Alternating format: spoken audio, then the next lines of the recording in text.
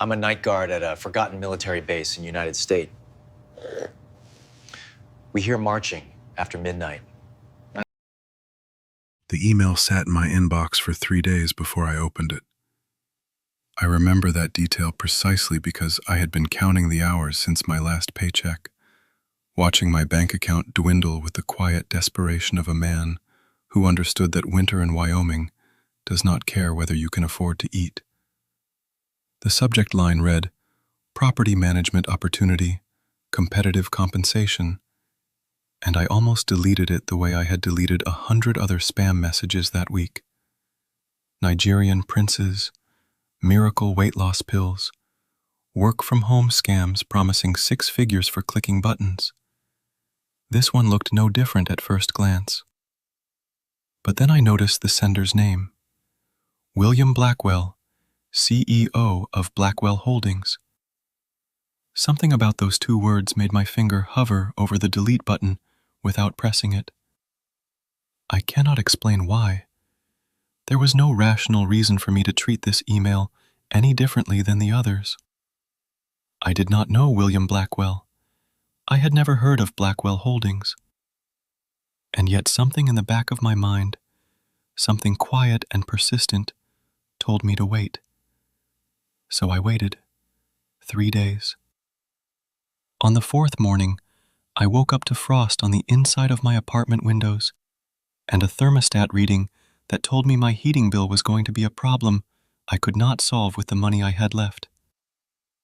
I made coffee with the last of the grounds in the can, scraping the bottom with a spoon to get every last bit. I sat at my kitchen table in a drafty 1-bedroom apartment in Cody, Wyoming, wrapped in a blanket because I had turned the heat down to 58 degrees to save money, and I opened the email. "Mr. Mitchell," it began, "your experience in backcountry management and self-sufficiency has been brought to my attention. I own a substantial property in northwestern Montana requiring on-site maintenance and security. The position offers considerable compensation for a 6-month commitment beginning immediately."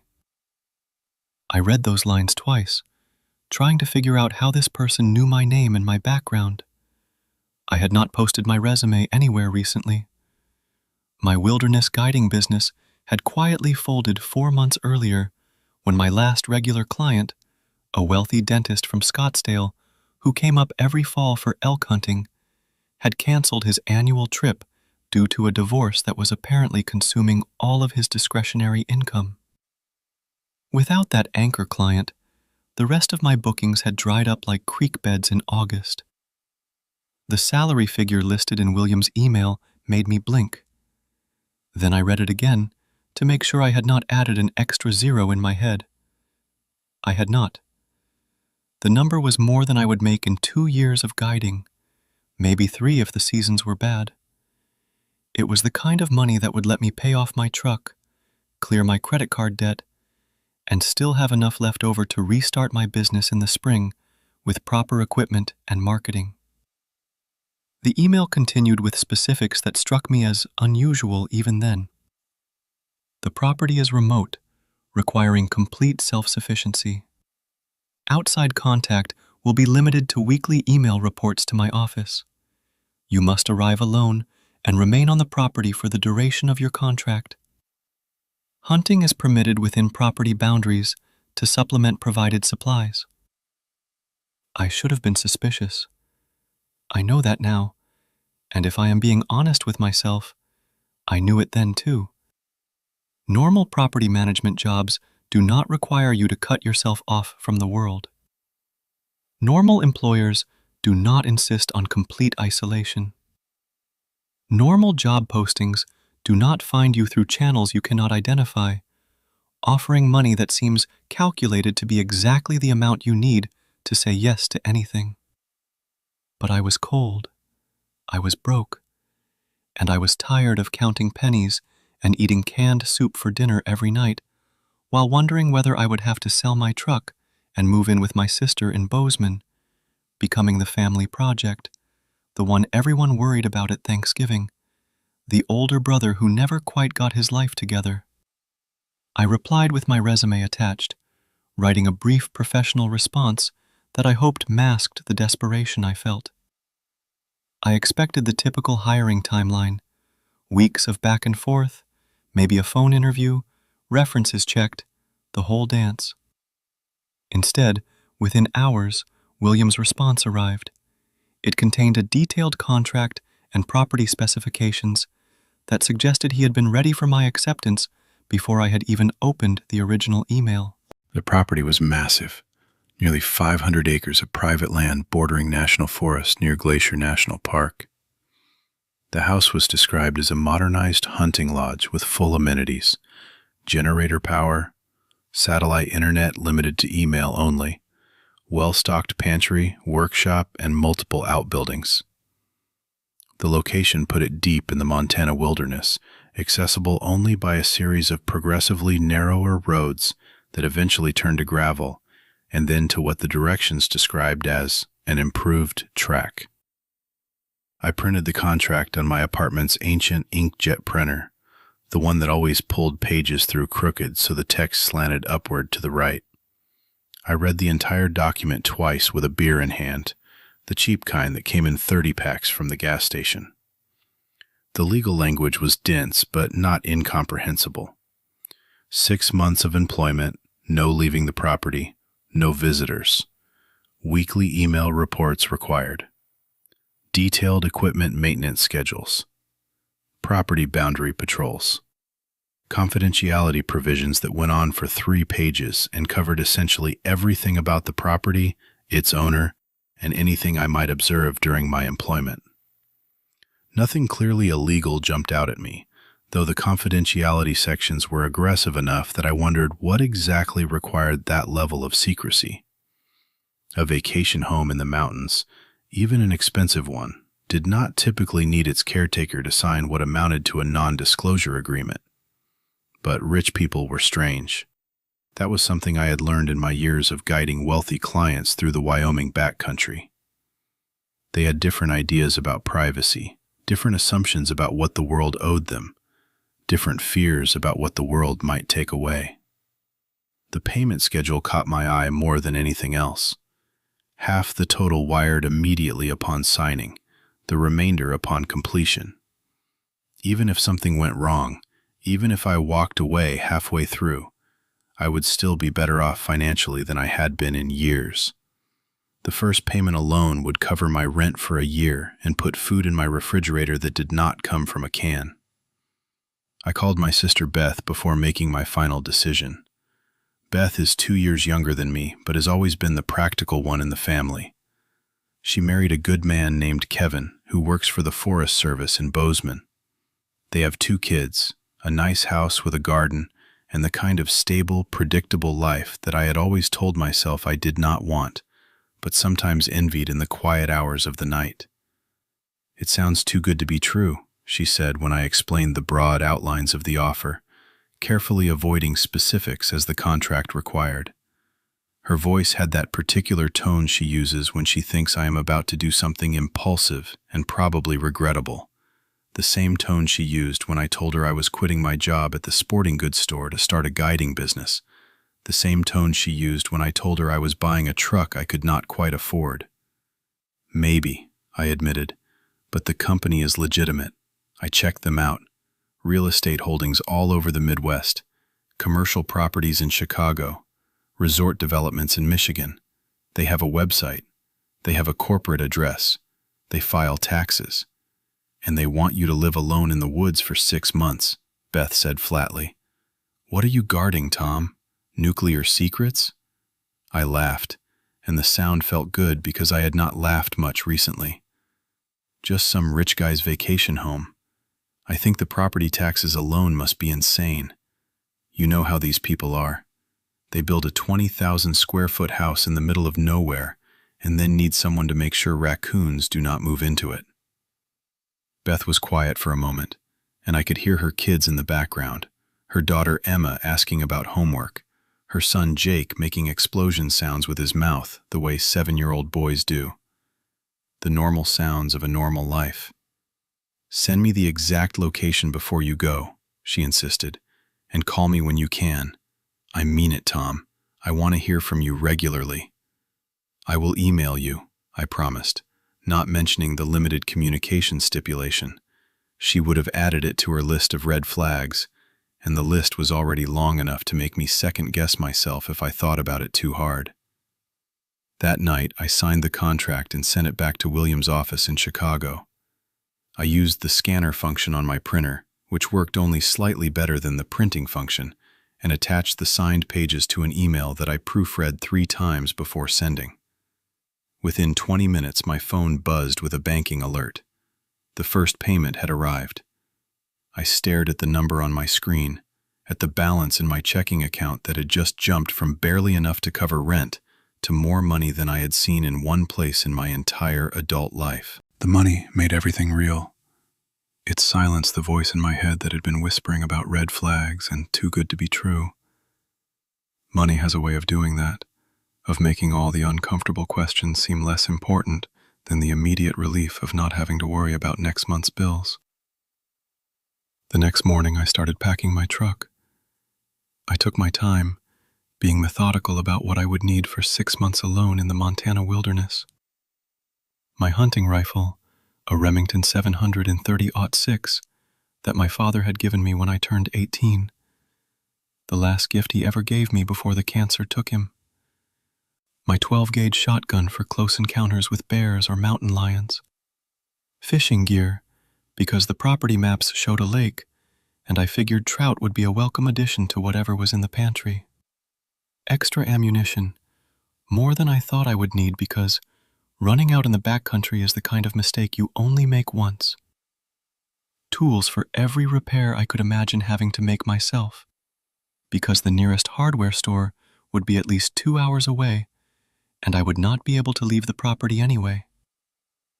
Winter clothes rated for temperatures well below 0, insulated boots, thermal underwear, wool socks, the good kind from the outdoor store that cost $15 a pair, but could save your toes.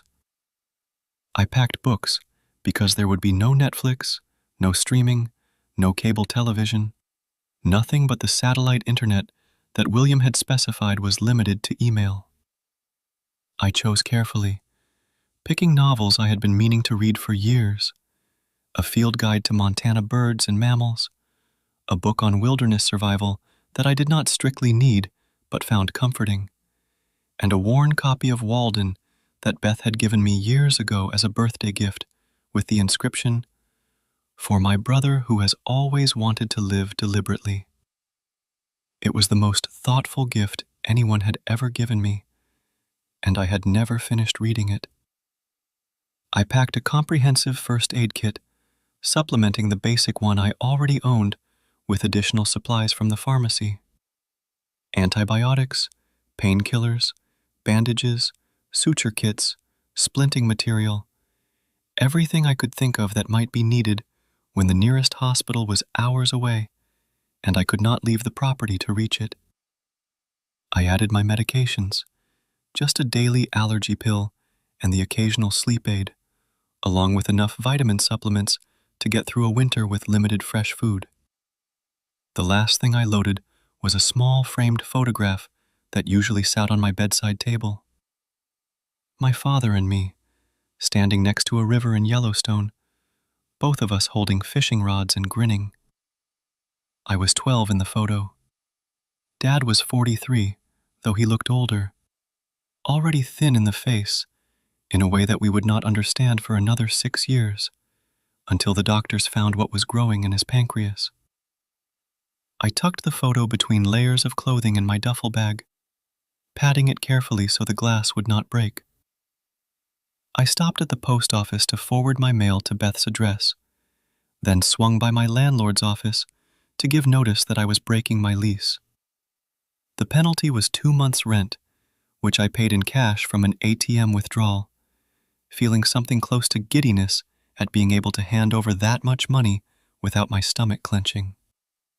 The landlord, a heavy-set man named Gerald, who had never been particularly warm toward me, seemed almost disappointed. I think he had been looking forward to evicting me. The drive north from Wyoming took most of a day.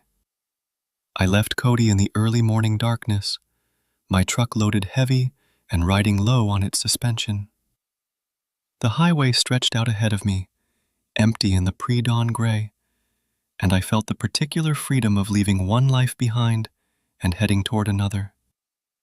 It is a feeling I have chased my entire adult life, this sense of starting fresh, of shedding the weight of accumulated disappointments and heading somewhere that does not yet know my failures. The landscape changed gradually as I crossed into Montana. The high desert gave way to rolling grasslands, then to the first scattered pines that would eventually thicken into the dense forests of the northern Rockies. The mountains got bigger with every mile, their snow-capped peaks reflecting the morning sun. I had lived in mountain country most of my adult life, but there was something different about the Montana ranges. They felt older, wilder, less domesticated than the mountains I knew in Wyoming. The valleys were deeper, the forests thicker, the peaks more jagged. This was country that had not been fully tamed and probably never would be. As I drove, a strange feeling crept over me. It was subtle at first, easy to dismiss, but somewhere north of Butte, passing through a valley where the road curved along a river, I had the sudden, powerful conviction that I had been here before. Not a vague sense of déjà vu, but a specific, almost physical recognition. I knew there would be a rock formation on the left side of the road around the next bend. I knew the river would narrow to a rocky chute just ahead. I knew that a particular mountain in the distance had a distinctive notch in its ridgeline that looked like a missing tooth. That is weird, I said aloud to myself, because I talk to myself when I drive alone and always have. I recognized a particular mountain silhouette that I could not possibly have seen before. The shape was unmistakable.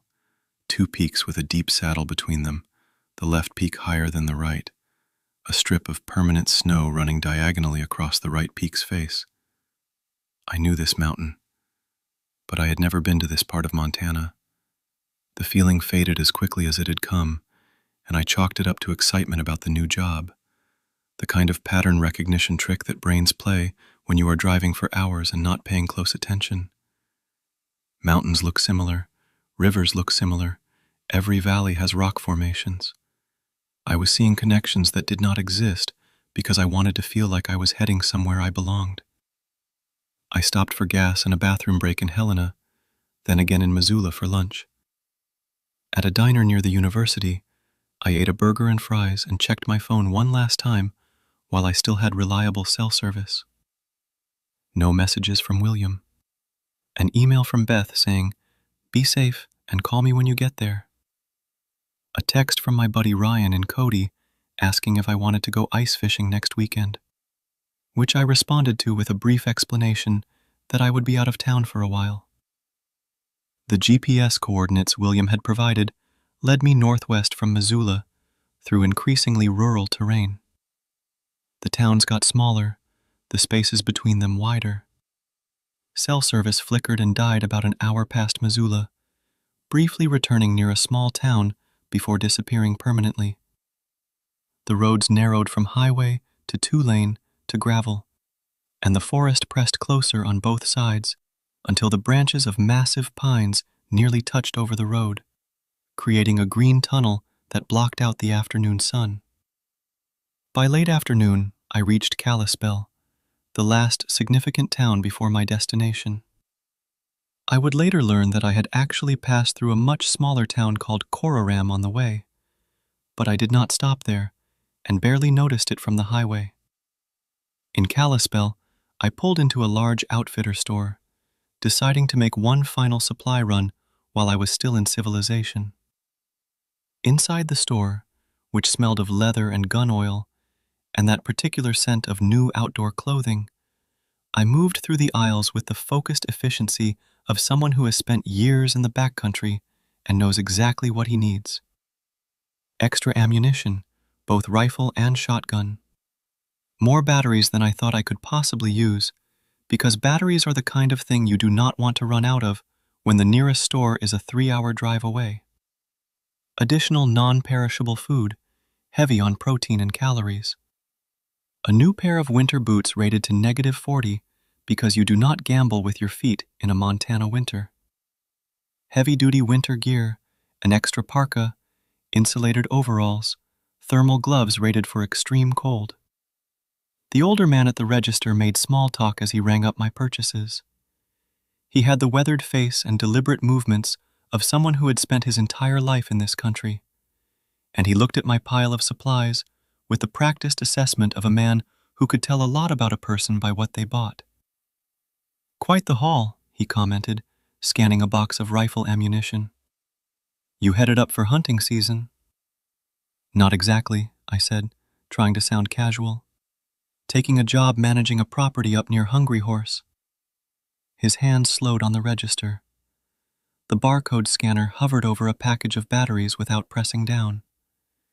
He looked up at me, and something crossed his face that I could not quite read. It was not surprise exactly, more like recognition, or maybe resignation, the look of someone who has seen something before and was hoping they would not see it again. "The Blackwell place," he said. It was not a question. I looked up from my wallet, surprised.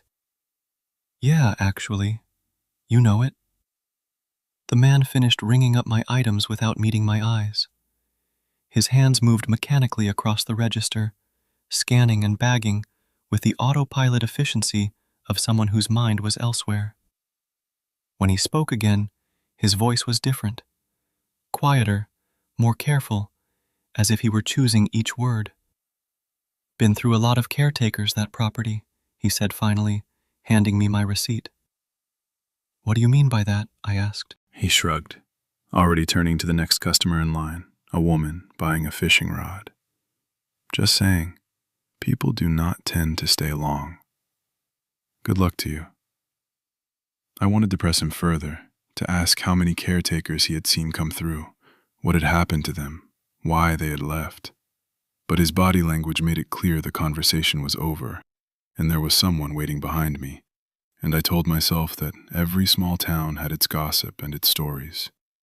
Every remote property had a local mythology attached to it. People in places like this had nothing better to do than talk about the rich outsider's mysterious vacation home.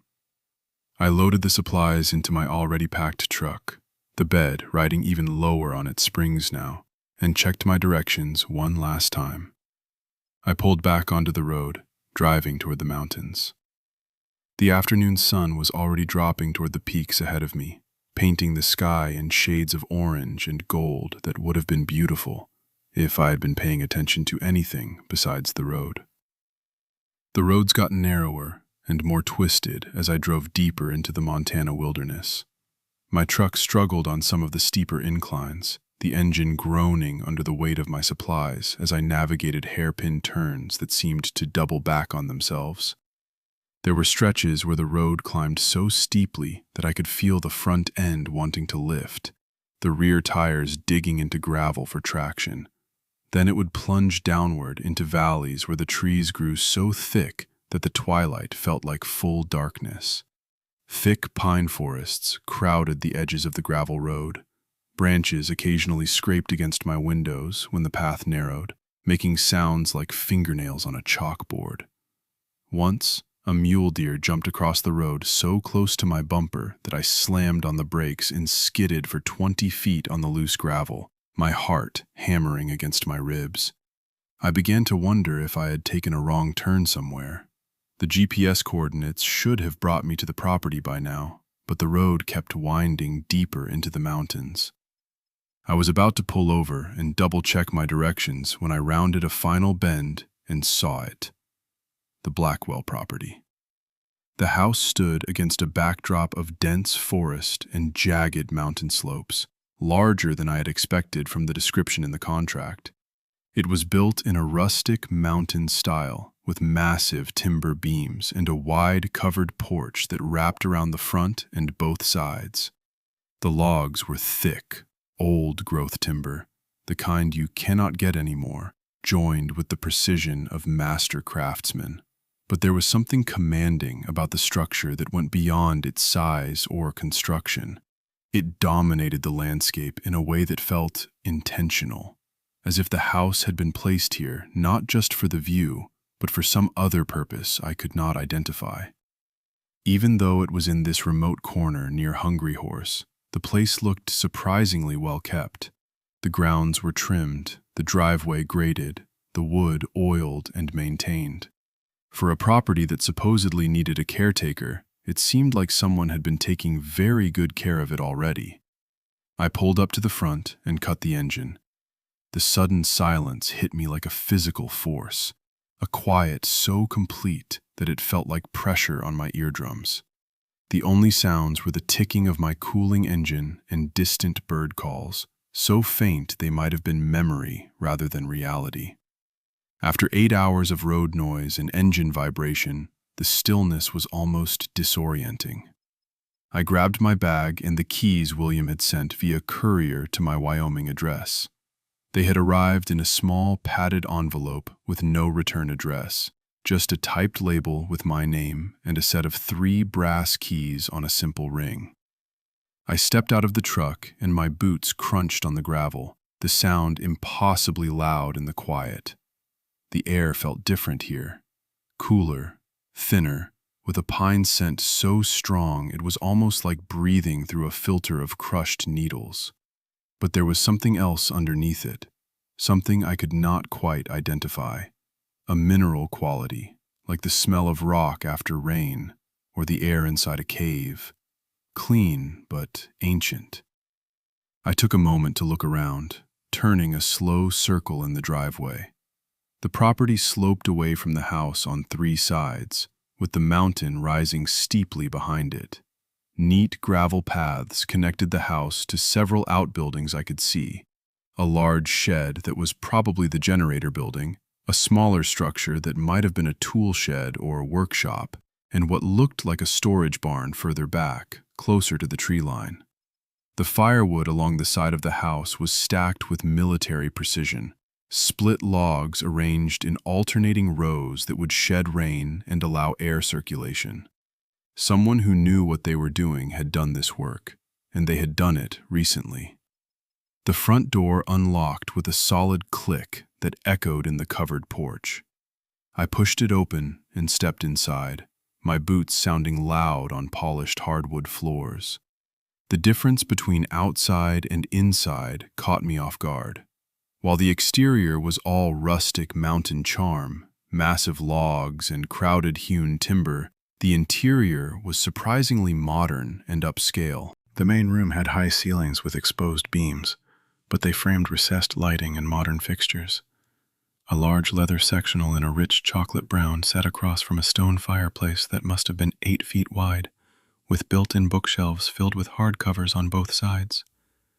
The mantelpiece held a few carefully chosen decorative items: a carved wooden bear, a piece of petrified wood, an antique brass compass.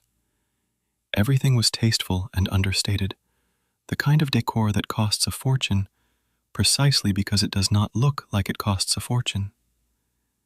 The kitchen opened to the main living area through a wide archway, revealing granite countertops, stainless steel appliances, and what looked like professional-grade cooking equipment. A gas range with 6 burners and a double oven. A ventilation hood that belonged in a restaurant. A knife block holding what I would later discover were handmade Japanese blades that cost more than my truck. Not exactly roughing it, I muttered to myself as I set my bag down on the kitchen island. The marble was cool under my palm, smooth and dark with veins of white running through it like frozen lightning. I walked through the first floor with the attention of someone cataloging every detail. A wine refrigerator in the dining room held several dozen bottles, many with labels I did not recognize but suspected were expensive. A home theater setup in a side room featured an enormous flat-screen television, though I remembered the contract specified no satellite television service. The screen was dark and disconnected, a monument to entertainment that was not available here. Artwork hung on the walls throughout the house, oil paintings of mountain landscapes and wildlife that looked original rather than printed reproductions. I know nothing about art, but these felt valuable. They had the texture of real paint, the subtle imperfections of human hands. In the kitchen, a thick binder sat on the center island with property management printed on its spine in gold lettering. The binder was at least 3 inches thick, its pages organized with labeled tabs. Next to it was a sealed envelope with my name written in careful calligraphy, the kind of handwriting that suggested either old-fashioned values or deliberate affectation. I opened the envelope first, finding a short, typed note on heavy cream-colored paper embossed with a Blackwell Holdings logo. Mr. Mitchell, welcome to the property. Everything you need to know is contained in the management manual. Please remember the terms of our agreement. Complete isolation. Weekly reports, property boundaries maintained. The pantry and freezer are fully stocked, and hunting zones are marked on the provided maps. Your first report is due in 7 days. William Blackwell. The brevity of the note matched the all-business tone of our email exchanges. William communicated with the economy of a man accustomed to having his instructions followed without elaboration. I set the note aside and opened the binder. Inside was a meticulously organized manual divided into sections. Daily maintenance schedules covered everything from checking the generator to inspecting the roof for damage. Seasonal tasks included winterizing the water system, clearing snow from paths, and monitoring the condition of boundary fences. Emergency procedures detailed what to do in case of generator failure, water contamination, structural damage, wildfire, or medical emergency.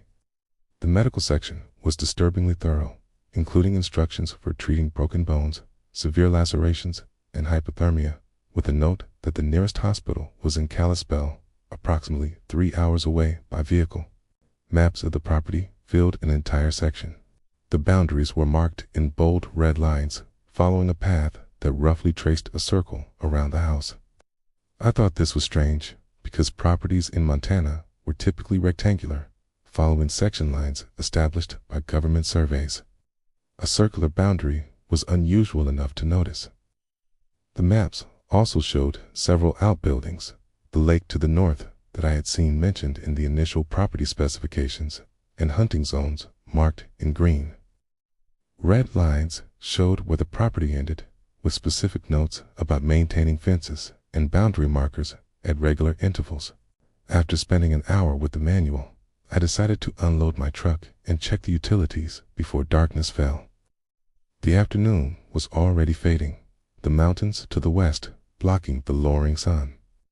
And I did not want to be fumbling with unfamiliar systems in the dark. The generator was housed in its own building about 50 yards from the main house, a concrete block structure with heavy doors and excellent ventilation. Inside, I found a top-of-the-line diesel generator with automatic switching and enough power capacity for a property 3 times this size. The fuel tanks were nearly full, twin 500-gallon tanks with fuel level indicators and automatic shutoff valves. According to the maintenance log hanging on a clipboard near the door, the generator had been serviced just 2 weeks earlier. The technician's name, or at least the name signed on the log, was T. Mitchell. I stared at that signature for a long time. The handwriting was similar to mine, but not identical. Maybe a previous caretaker with the same last name, or maybe a coincidence. Mitchell is not an uncommon name.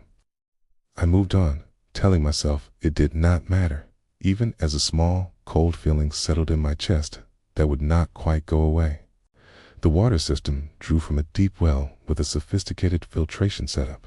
Again, everything looked recently maintained, with new filters installed and water treatment chemicals neatly organized on shelves.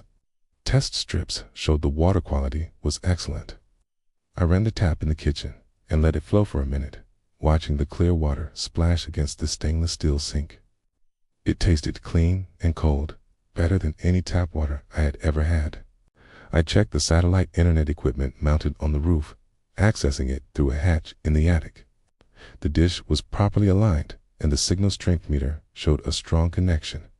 Back inside, I tried my cell phone at every window, on every floor. No service anywhere. The property was in a dead zone, surrounded by mountains that blocked cell signals from every direction. I turned on the computer in the small office off the main living area. The system was modern, a desktop with a large monitor, but when I tried opening a web browser, I got a message about limited connectivity. The satellite service had been configured to allow email and nothing else. No web browsing, no social media, no news sites, no streaming, just email, exactly as William had specified in the contract. The configuration looked professional, the kind of network restriction that a corporate IT department would set up, not something a homeowner would typically bother with. I sent a quick email to my sister. Kay, made it to the property. It is more fancy than I expected. Imagine a 5-star resort built by someone who also happens to love hunting and fishing. No cell service as predicted, and internet is email only, so this will be my primary form of communication. Do not worry if you do not hear from me for a while. Everything is good here. I am going to be fine. Love you, Tom. I almost added something about the signature I had found on the maintenance log, but decided against it. Kay, Beth would turn it into a bigger thing than it was. Kay, and I did not want to give her more ammunition for her ongoing campaign to convince me that this job was a bad idea. I spent the next hour unpacking and organizing my supplies. The pantry was indeed well stocked, better stocked than my apartment in Cody had ever been. Canned goods, arranged by type, vegetables, fruits, soups, beans, meats. Freezer-packed meats, wrapped in white butcher paper and labeled with dates and cuts, all within the last month.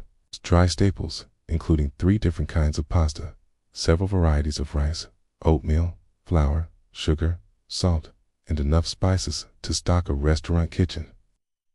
There was even wine and spirits, a selection of whiskeys and bourbons that suggested William or whoever stocked this pantry knew their liquor.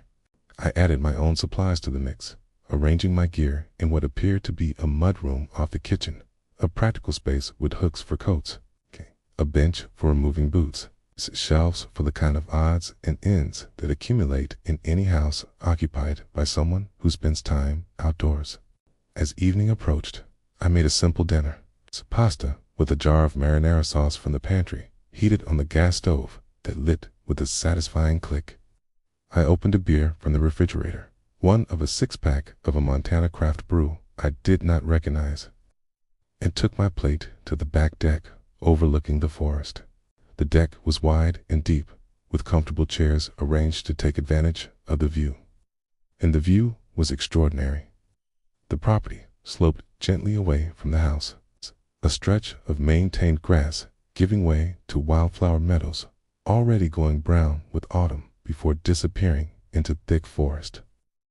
Beyond the trees, mountains rose in layers, each ridge a slightly different shade of blue-gray, the closest dark with visible trees, the farthest fading to the pale blue of things so distant they are barely distinguishable from sky. The highest peaks still held snow, white against the deepening evening sky. It was peaceful, beautiful, even. I sat there eating my pasta and drinking my beer, listening to the evening sounds of the forest, birds calling their last songs of the day, the rustle of small animals in the brush, the distant sound of wind moving through pine tops, a sound like slow breathing. For a few minutes, I felt something I had not felt in months, contentment, maybe even happiness. Whatever reservations I had about this job, whatever strange details I had noticed, they seemed small and manageable compared to the overwhelming rightness of sitting here in this beautiful place with good food and a cold beer, knowing that my bank account was healthier than it had been in years and that I had 6 months of meaningful work ahead of me. That is when I noticed something odd. The forest, which had been filled with bird calls and the rustle of small animals just moments before, suddenly went quiet. The silence did not descend all at once. It spread like a wave across the woods, moving from east to west, as if something were passing through the trees and every living thing was holding its breath to let it pass. I set down my fork and listened. The silence was so complete that I could hear my own heartbeat, could hear the blood moving through my ears. No birds, no insects, no rustling in the underbrush, nothing. In the distance, maybe a quarter mile away, a group of deer burst from the tree line. 6 or 7 of them, does and yearlings, running full tilt across an open meadow with the kind of desperate speed that prey animals only reach when they believe they are about to die. They crossed the meadow in seconds and disappeared into the forest on the far side, crashing through brush with no concern for noise or stealth. I stood up, setting my plate on the arm of the chair. I peered into the darkening woods, scanning the tree line with the practiced eye of a man who had spent years watching for wildlife. I was looking for whatever had spooked those deer. A bear, most likely. Maybe a mountain lion. Something large enough to send a whole group into panicked flight. Nothing moved. No predator emerged from the trees in pursuit. The deer had fled, as if chased by something, but whatever that something was remained invisible, hidden in the deepening shadows under the pines. I watched for several minutes, standing at the deck railing with my hand unconsciously resting on the pocket where I usually kept my folding knife. The silence lingered, heavy and unnatural, pressing against my ears like the quiet before a thunderstorm. Slowly, gradually, normal sounds began to return. A single bird called tentatively from somewhere to my left. A cane insect buzzed past my ear. The wind picked up slightly, moving the pine branches. I went back to my meal, but the food had cooled and my appetite had dulled. The contentment I had felt just minutes before was gone, replaced by a low-level unease that I tried to rationalize away. Animals spook. It happens all the time. A bear passing through the area would explain everything. Deer are nervous creatures, always ready to run. There was nothing unusual about what I had seen. I kept telling myself that as I finished eating. I was still telling myself that as I brought my dishes inside and washed them in the kitchen sink. I was still telling myself that as I pulled the curtains across the large windows that faced the forest, blocking out the view of the darkening woods. By the time I finished eating, darkness had fallen completely, and the forest had become an impenetrable wall of black beyond the reach of the deck lights. The transition from twilight to full dark happened faster here than I was used to. The mountains and trees cutting off the last light of day like a door closing. I went inside, securing the back door behind me with a deadbolt and chain that felt more substantial than what most vacation homes would require. I spent the evening going through the house more thoroughly, opening closets that contained extra linens and cleaning supplies, examining the basement, which was accessed through a door in the hallway and contained a spacious workshop area with a professional quality workbench and tool collection, wine cellar with a temperature-controlled door, and a large storage area stacked with additional supplies. I read more of the property manual, trying to absorb the detailed maintenance schedules and emergency procedures. The manual was written in a clinical, impersonal style that reminded me of military documentation. Efficient and comprehensive, but devoid of personality. It covered every conceivable situation except one. It said nothing about what to do if you encountered something in the woods that you could not identify. I could not shake a feeling of being watched. I caught myself glancing repeatedly at the large windows that faced the woods, even though the curtains were drawn. Each time I looked, I expected to see something, a face, a shape, a pair of eyes catching the light, but there was nothing there. Just curtains and the faint reflection of the room behind me in the glass. When I finally went to bed in the master bedroom upstairs, exhaustion from the long drive should have knocked me out immediately. The bed was massive, a king size with a mattress that must have cost as much as my truck payment, dressed in sheets that felt like they had been ironed. The room was comfortable, warm from the heating system, dark behind heavy curtains, quiet. Instead of sleeping, I found myself staring at the ceiling, listening to the strange new sounds of the house. The hum of the refrigerator downstairs, a low, steady drone that seemed to pulse slightly, the occasional creak of timber, the house settling on its foundation, expanding and contracting with temperature changes the way all wooden structures do. the soft whir of the heating system, a forced air furnace that cycled on and off at regular intervals. Every sound was normal. Every sound was explainable, okay? And yet I lay there in the dark with my eyes wide open, listening as if my life depended on it. Just as I was drifting off, somewhere between waking and sleep, where the line between real and imagined becomes uncertain, a sound cut through the night. Something between a howl and a human scream. Distant, but clear enough to snap me fully awake with every nerve in my body firing at once. I sat up in bed, heart pounding so hard I could feel it in my temples. My hands gripped the sheets. My breathing was fast and shallow. I sat perfectly still, listening with my whole body, trying to identify what kind of animal could make such a noise. In my years as a wilderness guide, I had heard every sound the Wyoming backcountry had to offer. Wolves howling at distances ranging from miles away to terrifyingly close. Mountain lions screaming in the night. A sound that resembles a woman shrieking and is probably responsible for half the ghost stories in the American West. Elk bugling during the rut. Their calls echoing across valleys with an otherworldly quality. Owls, coyotes, even the strange screech of a porcupine defending its territory. This was different, higher pitched than a wolf, more sustained than a cougar's scream. Almost agonized, as if whatever was making the sound was in terrible pain. But there was also something deliberate about it, something that suggested the sound was not a cry of distress, but a statement of presence. I am here. I am watching. The sound came again, closer this time. It's close enough that I could tell it was coming from the forest behind the house, from the direction where I had seen the deer fleeing.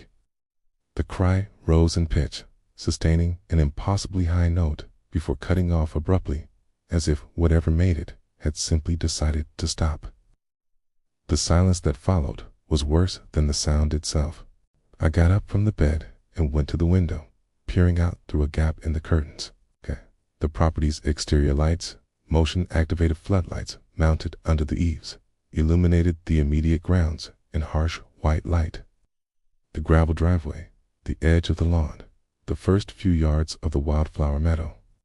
Beyond that was absolute darkness. The forest, a solid black wall that could have been hiding anything. I saw nothing moving, no glint of eyes in the woods, no shifting shadows, no indication of any living thing in the lit area around the house. But I felt something, presence, a weight of attention focused on the house, on me. Like the feeling you get when someone stares at the back of your head in a crowded room. Sleep was now impossible. I went to the gun case I had brought and retrieved my hunting rifle, checking that it was loaded with practiced motions that I could perform in total darkness. I chambered around and placed the rifle within arm's reach of the bed, leaning it against the nightstand with the muzzle pointed at the ceiling. Then I went through every floor of the house, checking every door and window, confirming they were locked. Front door, deadbolt and chain. Back door, same. Side door, off the mudroom, locked and bolted. Every window on the first floor latched from inside. The basement door, locked.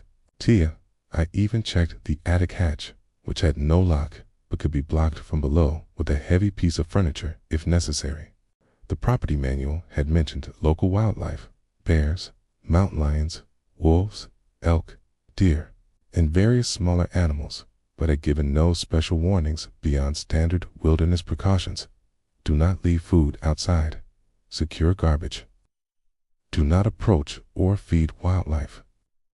Make noise when hiking to avoid surprising bears. Standard backcountry safety that I knew by heart. Nothing about sounds in the night. Nothing about animals that screamed like dying humans. I eventually dozed off sometime after 3 a.m, sitting upright in an armchair I had pulled into the bedroom, my rifle across my lap. My sleep was restless, filled with half-formed dreams of running through endless woods, chased by something I could never quite see. In the dreams, I kept finding my own footprints in the soil ahead of me, as if I was somehow both pursuer and pursued, running in circles through a forest that had no edge. Morning light filtered through the bedroom curtains, pulling me from uneasy sleep with the gentle insistence of a hand on my shoulder.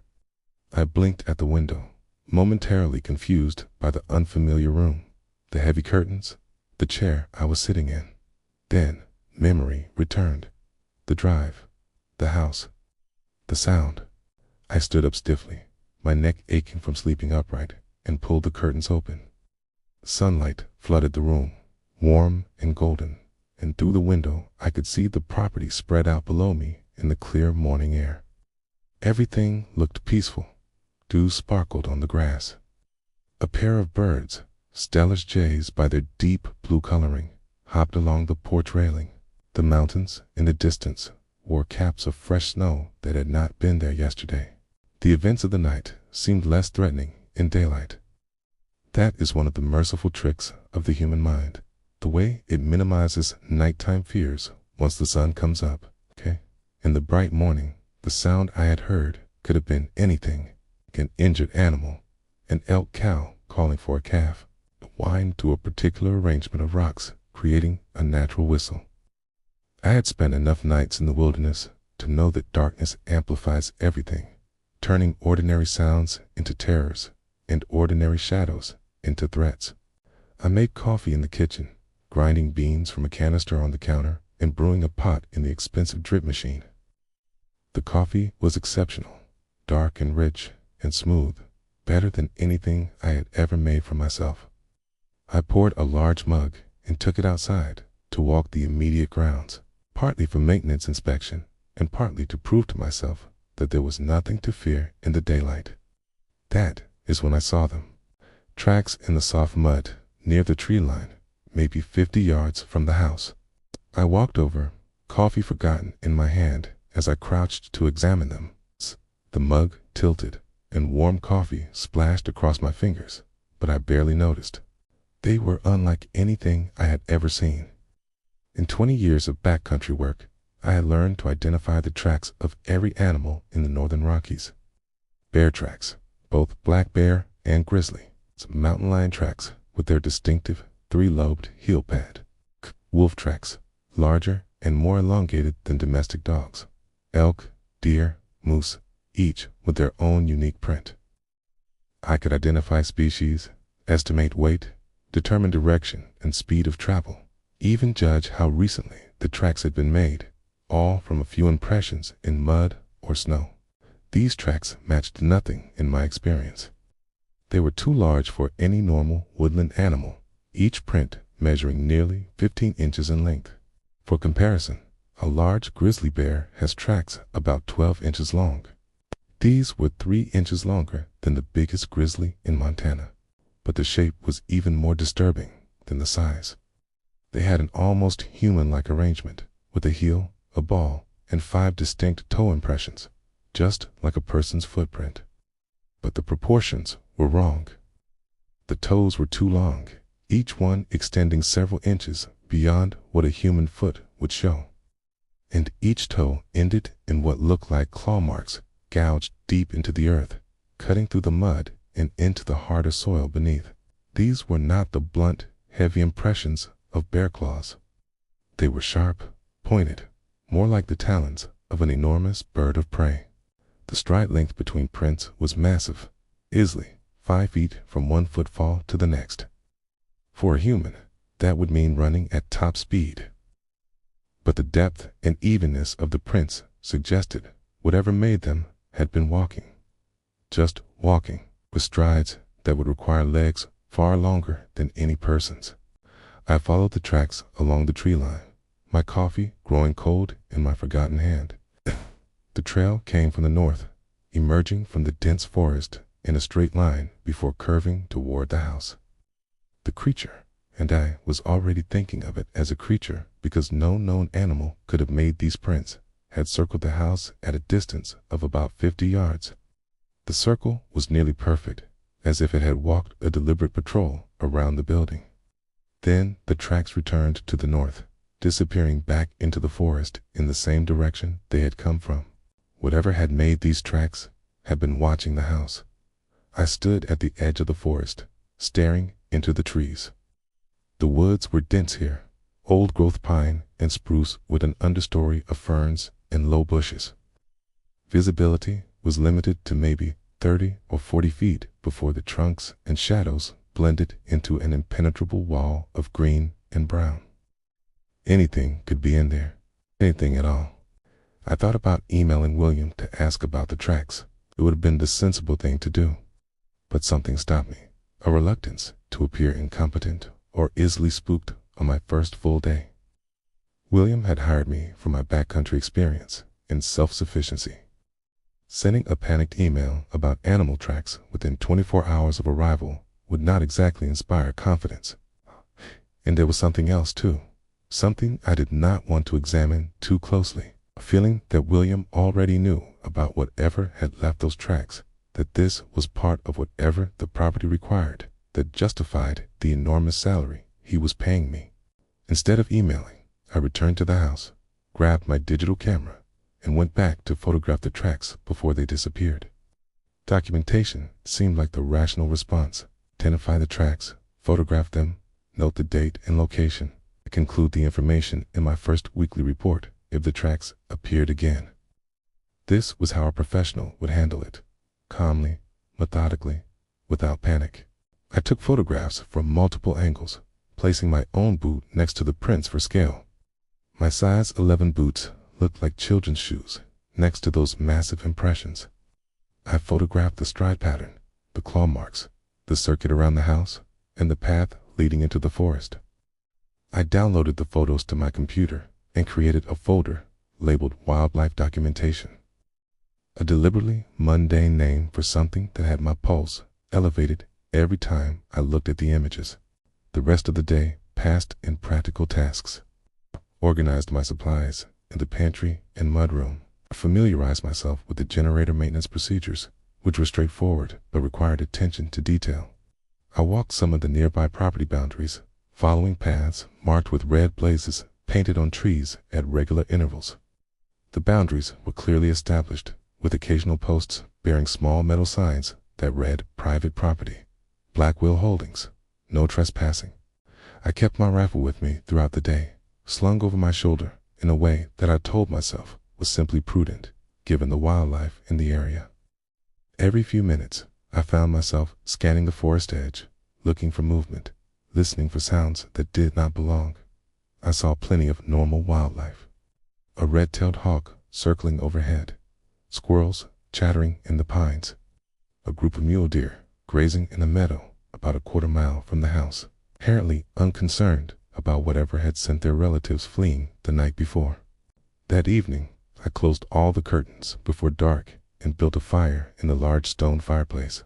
The wood caught easily, seasoned pine that crackled and popped and sent a warm glow across the living room.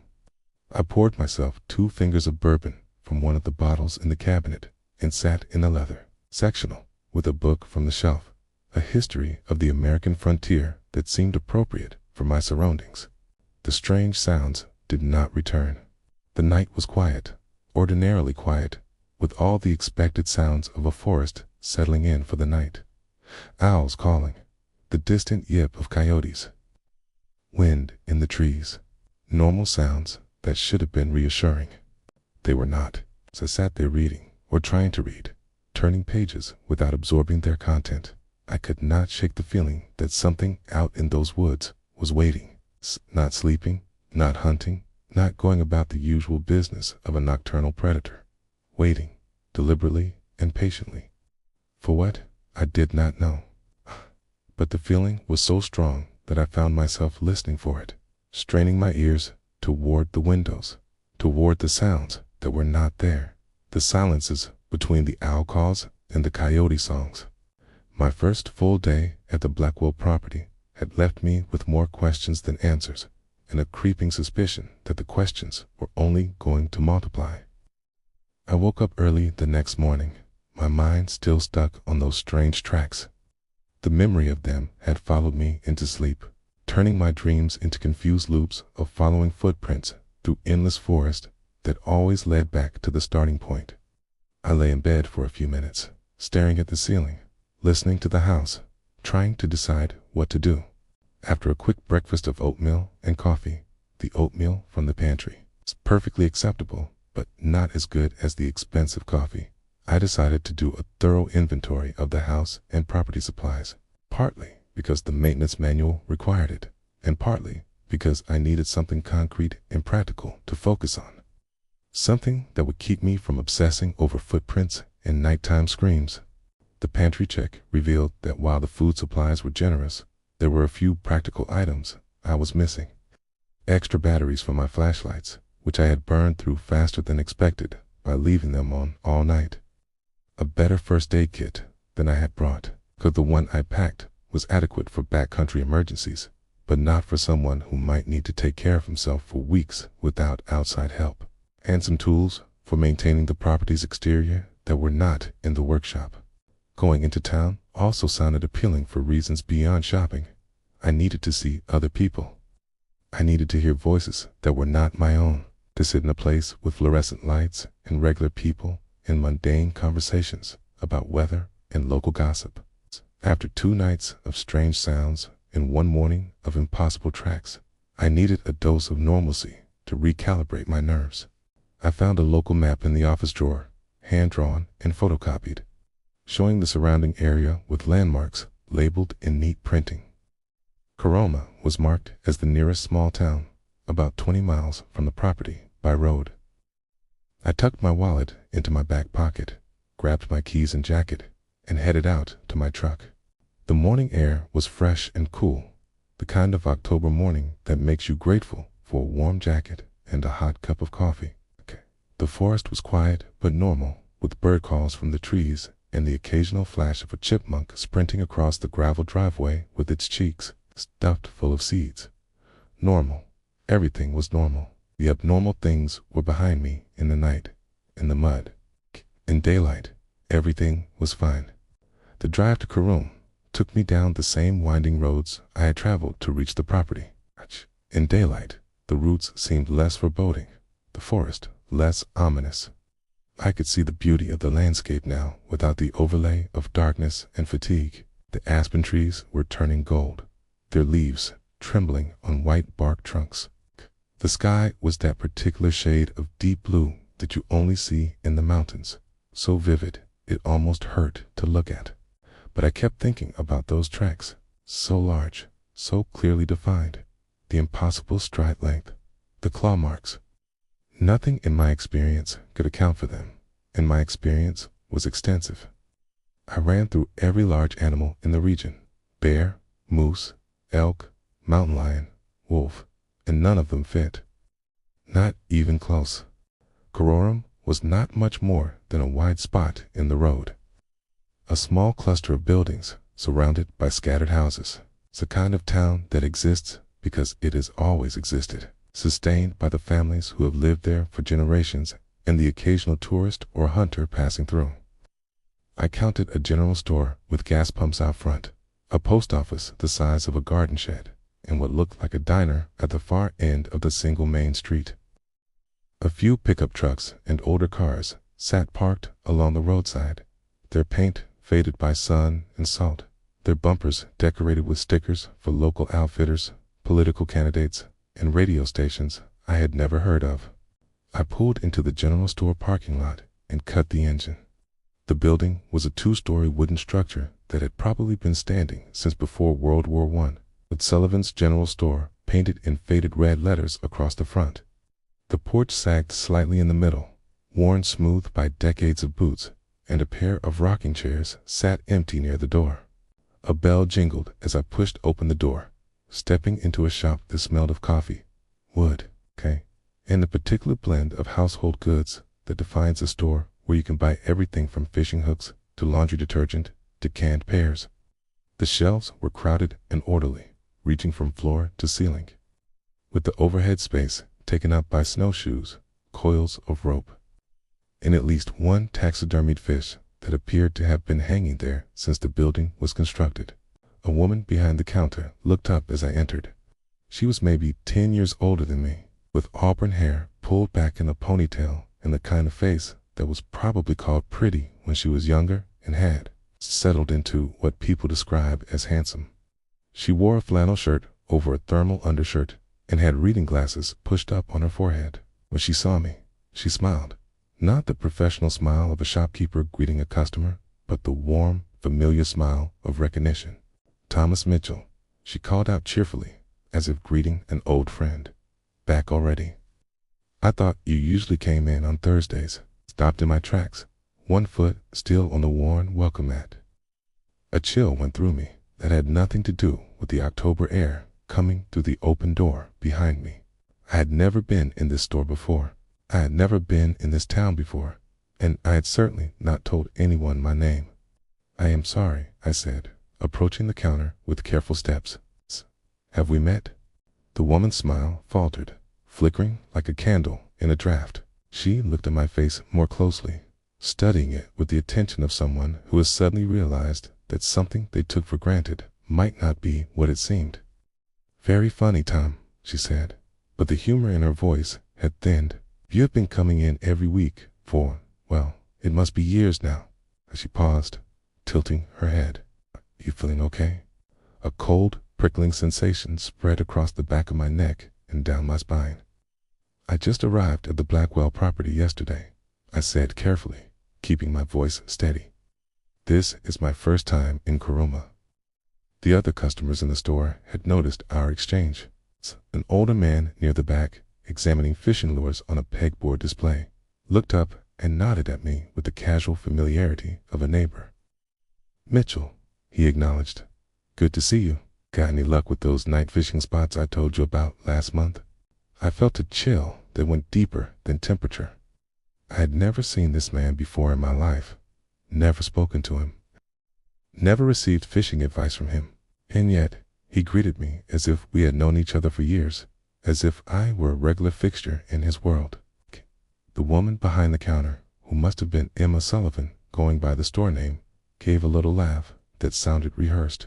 "Tom, you are being weird. You have been the caretaker up at the Blackwell place for ages. You always buy the same things. It's coffee, those specific batteries for your weather station, and beef jerky." She pointed to a shelf behind me, and I turned to look. There, at eye level, was a display of a particular brand of beef jerky that I happened to prefer. The only brand I ever bought when I found it, which was not often because it was expensive and not widely available. Next to it, the exact type of batteries I needed for my flashlights, and on the shelf above, the same brand of coffee that was stocked in the Blackwell pantry. Another customer, a middle-aged woman browsing the canned goods aisle, nodded at me as she passed. "You helped my son when his car broke down last winter," she said. "Mr. Mitchell, do you not remember? Aaron Sullivan? He was stuck on the highway in that ice storm. You pulled over and got him running again."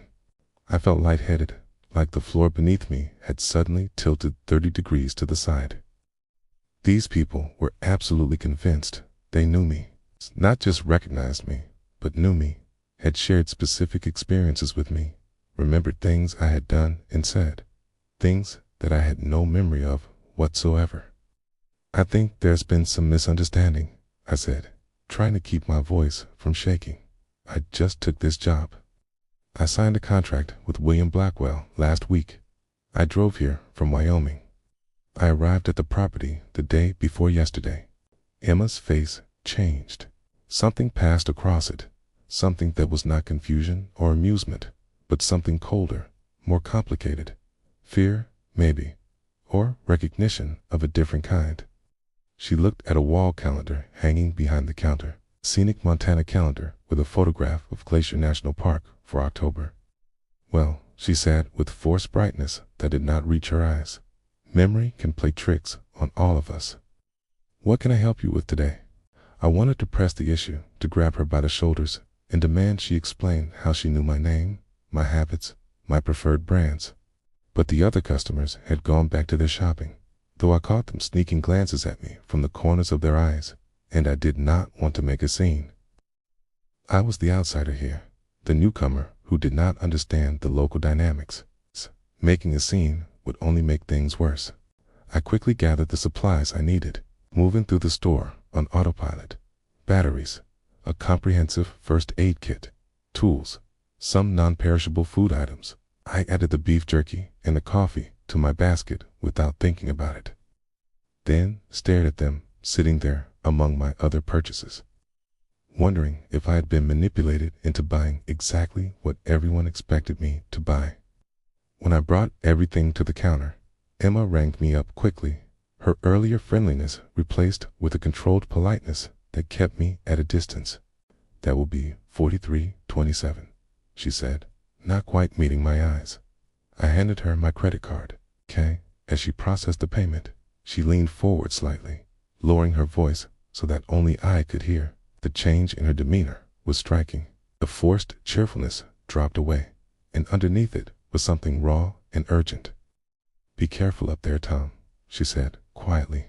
"The full moon is coming in a couple of weeks." Before I could ask what she meant by that, she straightened up and handed me my receipt with a professional smile that clicked into place like a mask. "Have a good day now."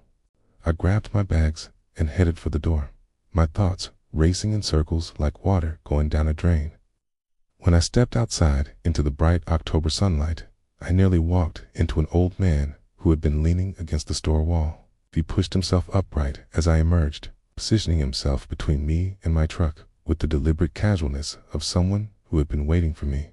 He was tall and lean, with a worn-out trucker hat pulled low over sharp blue eyes and a thick white mustache that contrasted with his deeply tanned, wrinkled face. He looked like he had been carved out of the same wood as the mountains around us, weathered and hard and permanent. "Mitchell," he said gruffly. "Got a minute?" He hesitated, then nodded cautiously, adjusting the bags in my hands. "Robert Thompson," he said, not offering his hand. "You know who I am?" "No, sir, I do not," I replied honestly. I seem to be the only person in this town who does not know anyone. Robert studied me with eyes that missed nothing. His gaze moved across my face, lingering on features as if comparing them to a mental photograph. "How is the situation up at the Blackwell place?" he asked. "What situation?" I asked. Robert took a step back. For a moment, he looked genuinely confused, his weathered face registering surprise that deepened into something else, something that might have been pity. "You really do not remember, do you?" he said.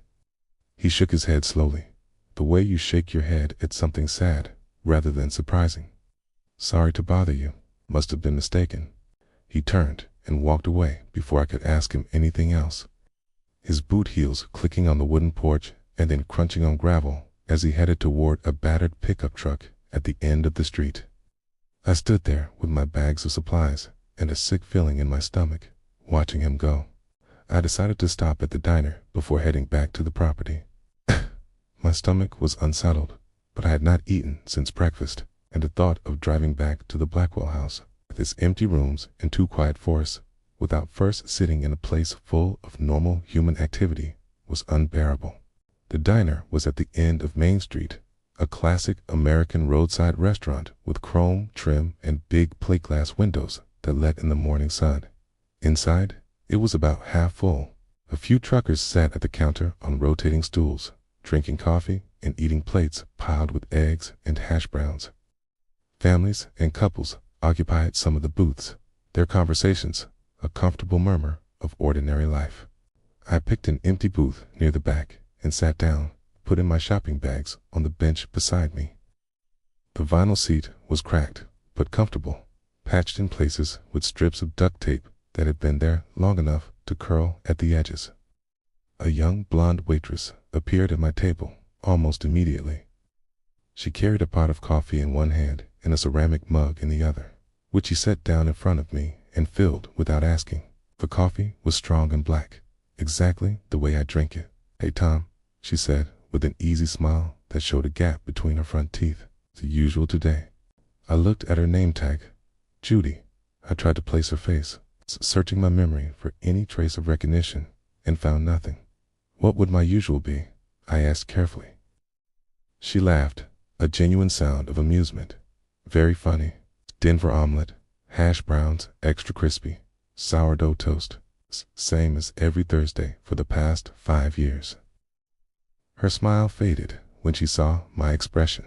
Whatever she saw in my face was not the look of someone making a joke. "Come, you okay?" she asked, the coffee pot tilting slightly in her hand. "I have never been here before," I said, my voice coming out harder than I intended. "I have never met you. I have never ordered a Denver omelet in my life." That last part was a lie. The Denver omelet was actually my favorite breakfast. I had ordered it at diners across Wyoming for 20 years. But the fact that this stranger knew it, that she knew my exact order in a restaurant I had never visited, was so disturbing that I needed to push back against it, to assert the reality I knew against the reality everyone else seemed to share. Judy took a small step back from the table. Her green eyes were confused, but underneath the confusion, I saw something else. A wary alertness, the look of someone who has realized they might be in a situation more complicated than they thought. "But you come in every Thursday morning," she said slowly. "You always sit in this booth. You like your coffee black with no sugar. You read the paper while you eat." She hesitated, then added quietly, "You always leave a $5 tip no matter what you order, even when the bill is only $8. I grabbed the edge of the table, my fingers pressing into the laminate surface. I needed something solid, something physical and real, to anchor me in a world that was beginning to feel like it was made of smoke. "What is today's date?" I asked. Judy pointed to a small calendar taped to the wall beside the register. "October 17th. "Why?" I pulled out my phone and checked the date. October 17th. But that was impossible. I had arrived at the property on October 5th. That was yesterday, was it not?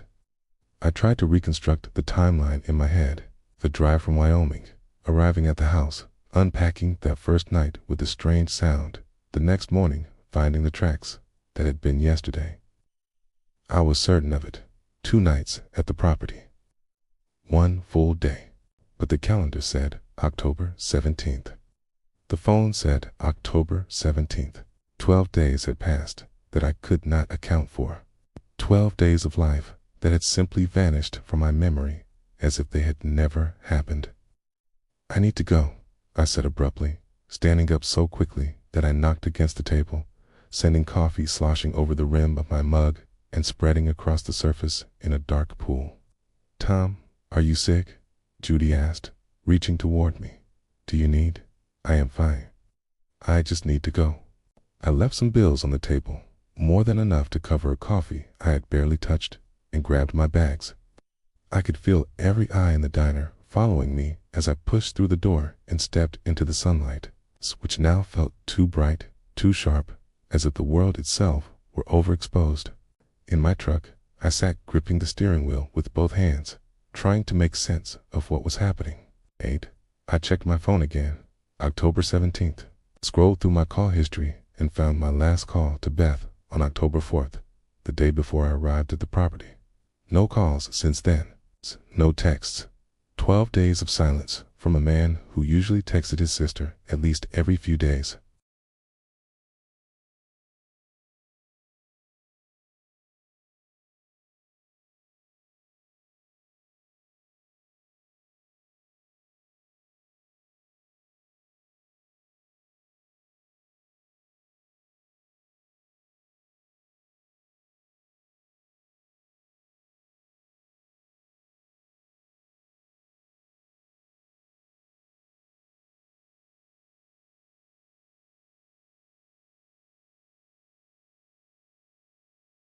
And how did these people know me when I had never met them before?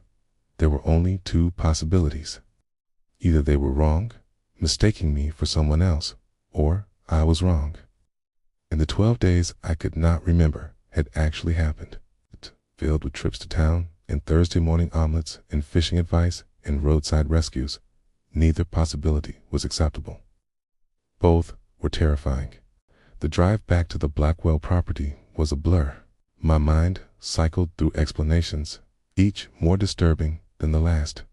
Maybe I was having some kind of mental breakdown, stress-induced psychosis triggered by isolation and the strangeness of the new environment. Maybe there was another Thomas Mitchell who had been here before me, someone who looked like me, who had my habits and preferences. Maybe something about the property itself was affecting my memory. Something in the water, something in the air, something I could not see or measure. When I pulled up to the house, everything looked exactly as I had left it that morning. The firewood stacked neatly, the gravel raked smooth, the curtains drawn.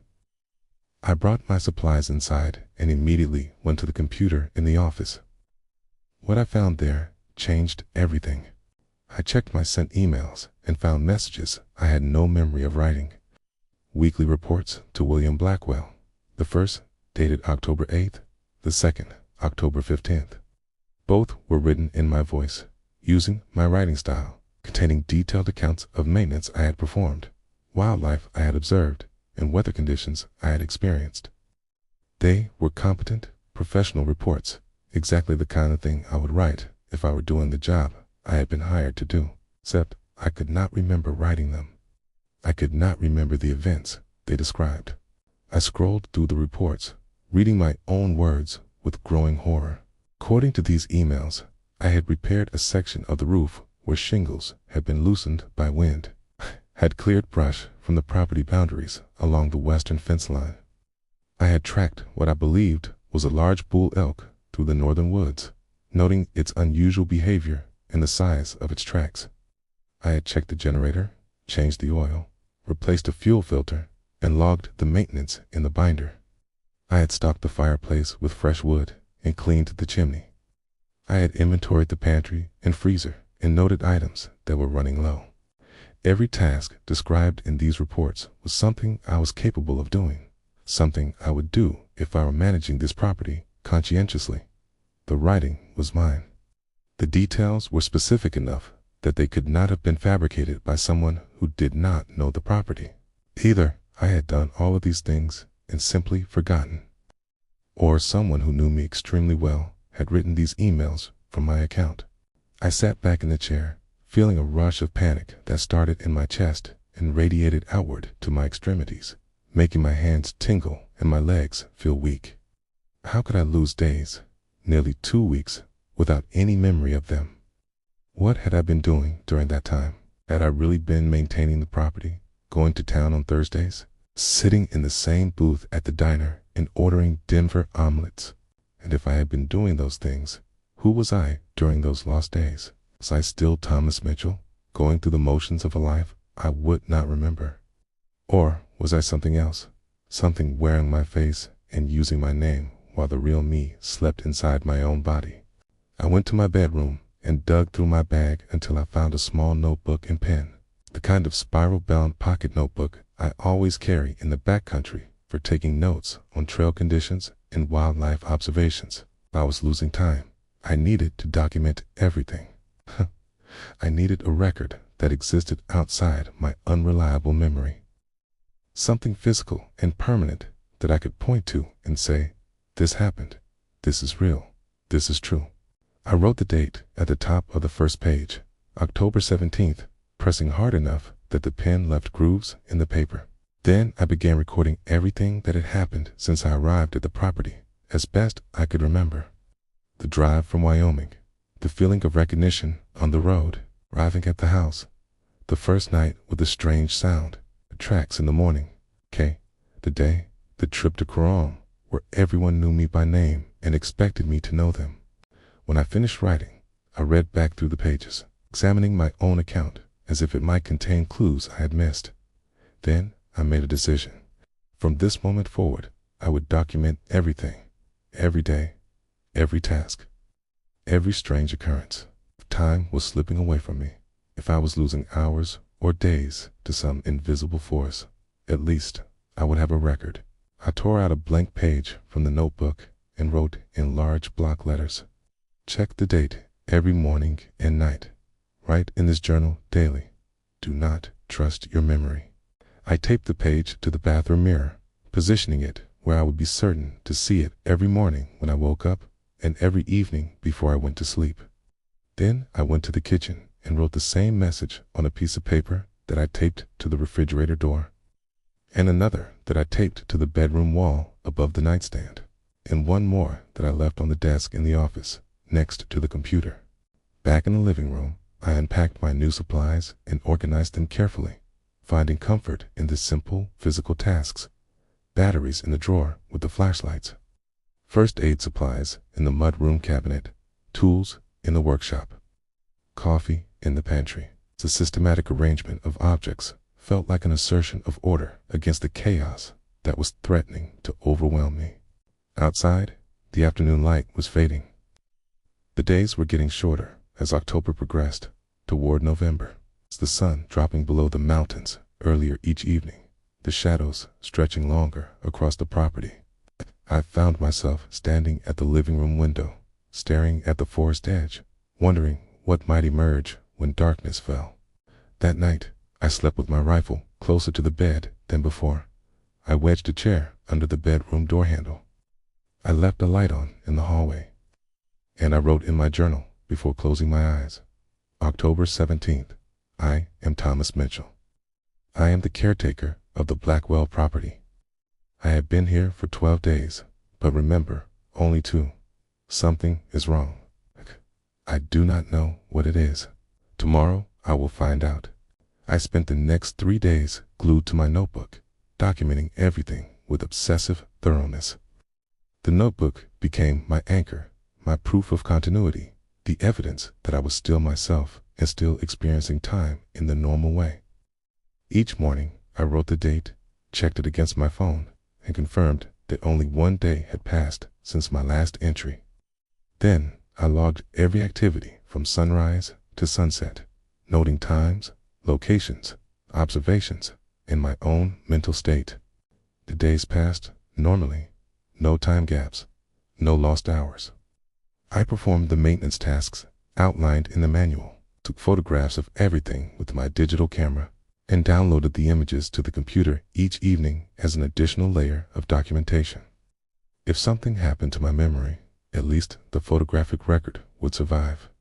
During those 3 days, I explored the property boundaries more thoroughly, always keeping the house in sight, always making sure to return before dark. The property was beautiful in autumn, the aspens blazing gold against the dark green of the pines. The meadows gone amber, the lake to the north reflecting the sky like a sheet of polished steel. I should have enjoyed it. Under different circumstances, this would have been exactly the kind of experience I had spent my life pursuing. Instead, I was hyper-vigilant. I checked my phone constantly, confirming the date, watching for any discontinuity. I studied my own hands for changes I could not explain, looked at my reflection in mirrors to make sure my face was my face. Read my journal entries aloud to confirm they made sense, and I remembered writing them. I was performing reality checks the way a lucid dreamer tests whether they are awake, and the irony was not lost on me. I had come to the wilderness for peace and simplicity, and instead I was questioning the nature of my own consciousness. On the 4th day after my trip to town, I decided I needed to go back. The strange encounters in Coron were the key to understanding what was happening. The people there had information, whether they realized it or not, and I needed to extract it. I left early, while morning mist still hung in the trees like smoke, giving the forest an eerie, half-real quality that did not help my state of mind. The drive to Coron took the usual time, the road unspooling through curves and valleys that were becoming familiar in a way that still unsettled me. Not the familiarity of recent experience, but something deeper, as if the landscape were etched into a part of my brain I could not consciously access. The town looked exactly as it had during my last visit. It's the same buildings, the same vehicles parked along the road. It's the same quiet, self-contained atmosphere of a place that existed primarily for itself and only grudgingly acknowledged the outside world. I parked in front of Sullivan's General Store and sat in my truck for a moment, preparing myself. Then I went inside. The bell jingled. Emma stood behind the counter, going through invoices, her reading glasses on and her hair pulled back in the same ponytail. When she looked up and saw me, her hands stopped moving and a complicated expression crossed her face. Not the cheerful recognition of my first visit or the cautious politeness of our subsequent interaction, but something new. She looked like a woman who had been expecting bad news and had finally received it. "Good morning," I said, approaching the counter. "I was hoping we could talk." Emma looked around the store. We were alone except for an elderly man checking prices on canned goods in the back aisle, too far away to hear a quiet conversation. "What about?" she asked, her voice carefully neutral. "You know who I am?" I said, keeping my voice low. "Last time I was here, you called me by name before I introduced myself. You said I had been coming here for years. Everyone in this town seems to know me." "I need to understand why." Emma's fingers tightened around the pen she was holding. "People make mistakes," she said, but the words came out too quickly, too rehearsed, as if she had prepared them in advance. "It was not just you," I said. "Half the town seemed to recognize me. A man at the diner knew I was friends with someone named Aaron Sullivan. A woman said I helped her son with a broken-down car last winter. The waitress knew my exact breakfast order." I leaned closer, close enough to see the fine lines around Emma's eyes and the way her jaw was clenched, muscles standing out under her skin. "I need to understand what is happening at the Blackwell property," I said. "I think you know something." Emma's eyes darted to a calendar hanging on the wall behind her. I followed her gaze. October 21st. The calendar had small, handwritten notes on various dates, grocery deliveries and dentist appointments, and the normal ephemera of daily life. But I noticed something else. Small crescent moon symbol she had drawn on October 24th, 3 days from now. "Is that the full moon?" I asked. Emma's face went pale. The color drained from her cheeks so quickly it was visible, her skin going from its normal sun-touched tone to something approaching white. She lowered her voice to just above a whisper, barely audible even from 2 feet away. "You need to leave before the moon," she said. "It is not too late this time." "This time," I repeated. What does that mean?" Emma shook her head. She looked toward the back of the store where the elderly customer was still browsing, apparently absorbed in comparing prices on canned corn, but there was something deliberate about his browsing, something too casual, as if he were concentrating very hard on not paying attention to our conversation. "I should not be talking to you about this," Emma said. "Please, just go." "I cannot go," I said. "I have tried.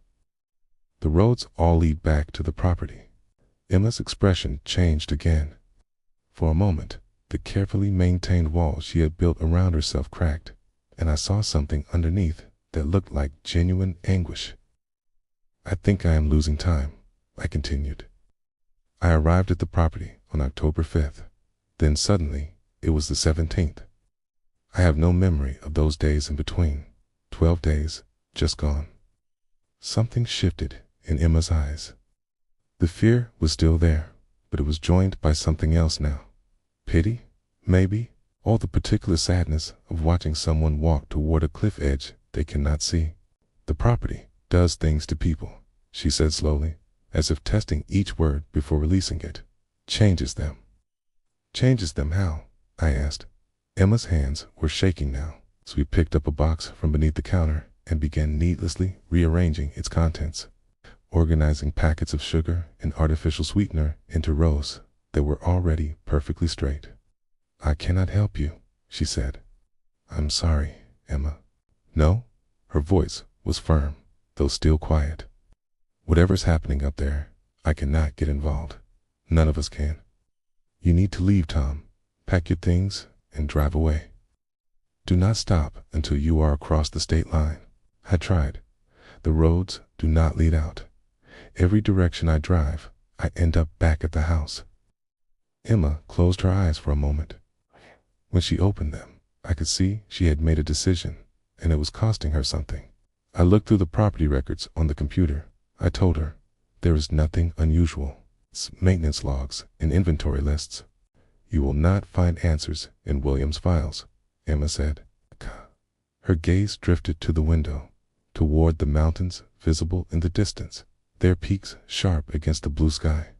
"Try the library. Small building at the end of Pine Street. Marjorie keeps the local archives." Before I could press further, the bell above the door jingled again.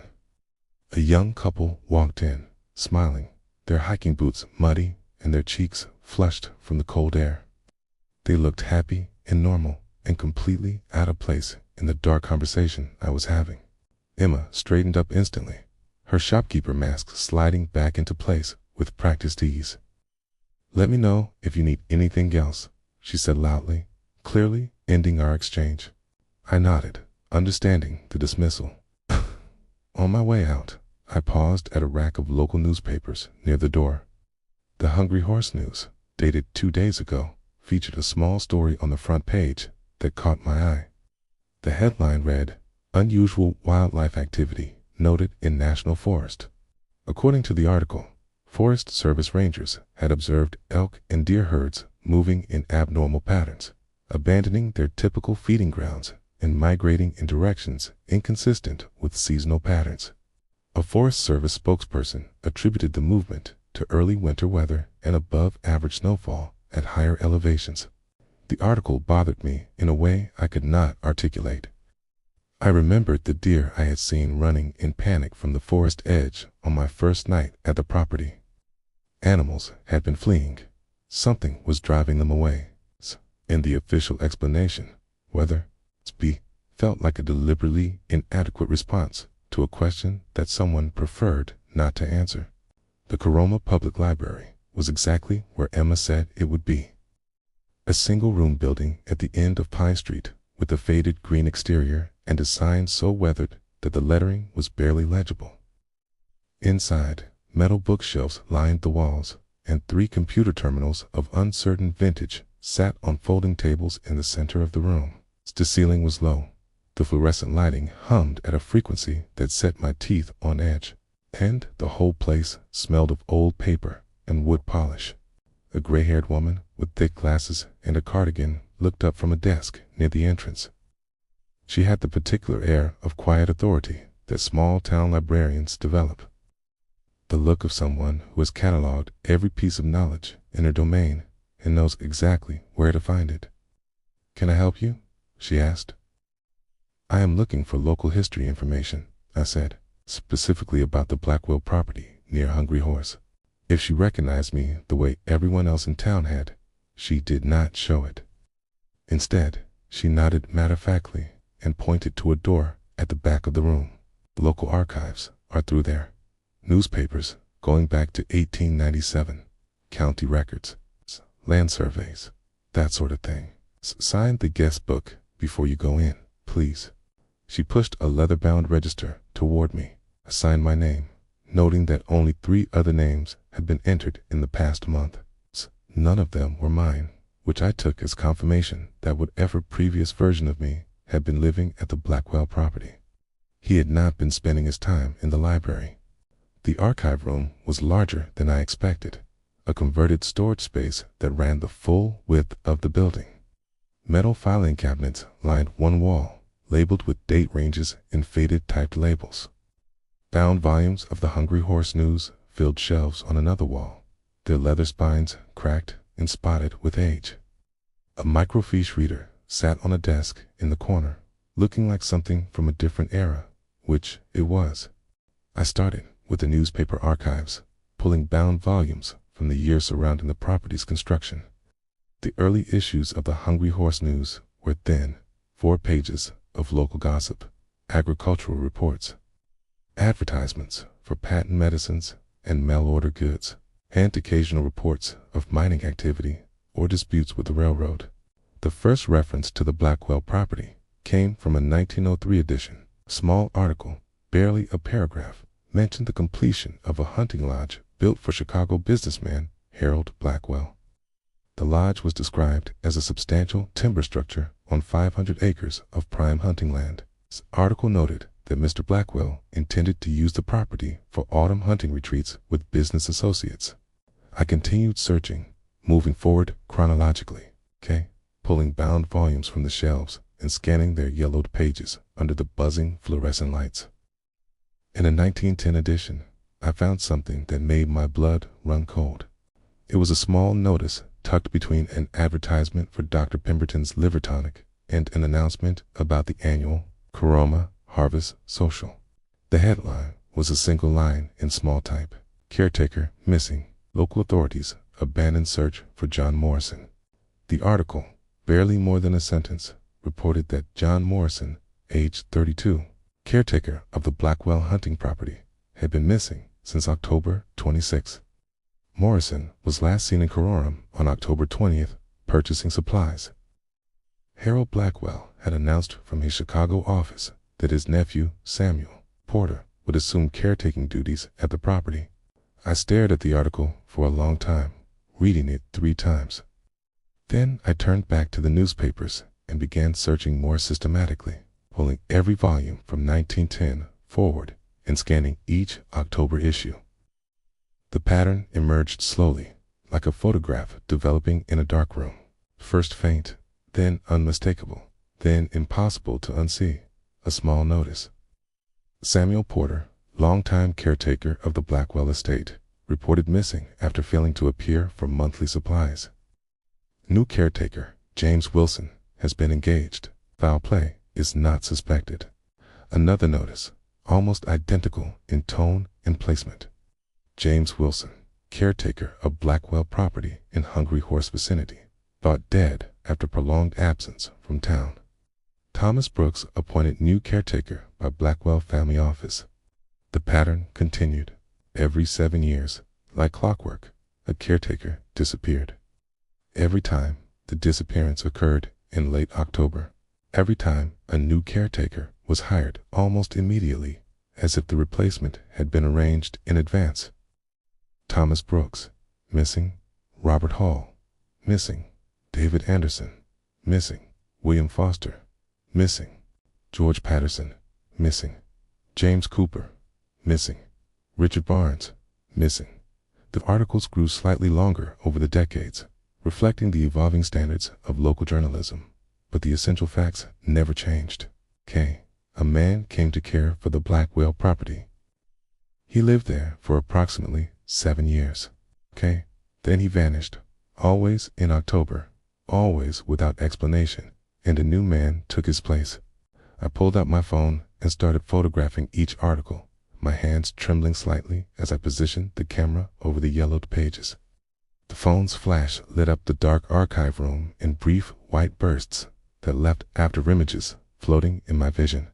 When I reached the 1980s, I noticed something that deepened my horror. The newspapers from this era sometimes included photographs, and several of the articles about new caretakers featured images of the men who had accepted the position. Tate did not look identical. Their names were different, their backgrounds varied, their ages ranged from late 20s to mid-40s. But there was an undeniable similarity among them. All were men of medium to tall height, with dark hair and light-colored eyes. All had lean, athletic builds. All had the weathered look of men who spent their lives outdoors. Men who, with the right clothes and the right haircut, could almost pass for me. I reached the most recent articles with hands that shook so badly I could barely hold the phone steady. A 2016 story from the Hungry Horse News, a brief mention in the local notes section. Thomas Mitchell has assumed caretaking duties at the historic Blackwell property following the departure of William Blackwell for his Chicago headquarters. The article included a photograph. It was grainy, taken from a distance, but clear enough to see the face of the man identified as Thomas Mitchell.